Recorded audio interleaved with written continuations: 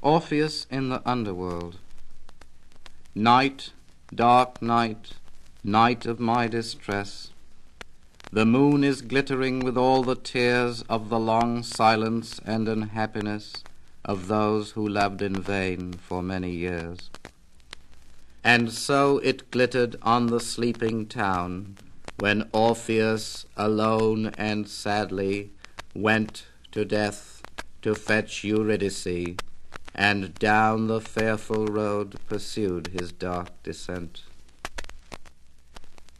Here were the walls, the gates where death had set his warnings. In a city carved in stone the citizens were busy. Farmers whet their scythes in meadows never to be mown. The kings and judges sat in their high places. Then, at the sound of a loud trumpet blown, they crowded with pale terror from death ascending to his dreadful throne. Orpheus entered. As the eerie light dwindled, he grasped his lute, and stumbling bent his footsteps through the thick enshrouding night.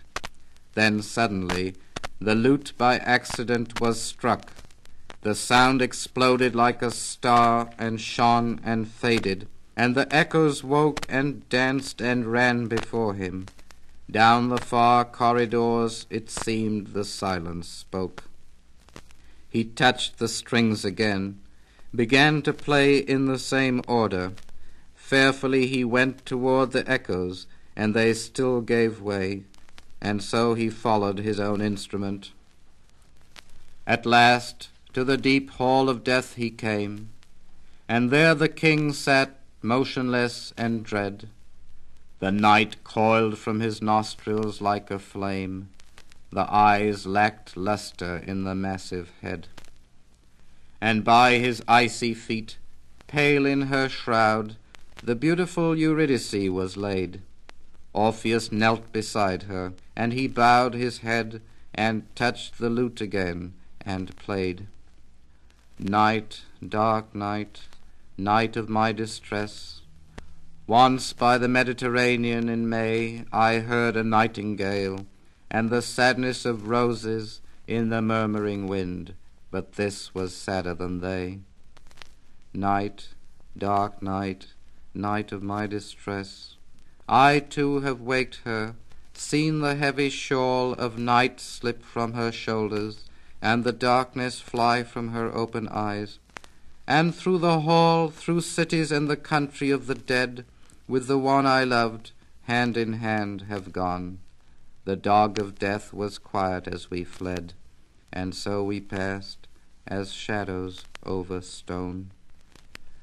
Under the hills in their enormous silence, and by the sea where it is always still, I felt her hand in mine, the fearful sense of mortal love. And so we fled, until I turned toward her. With a cry she vanished.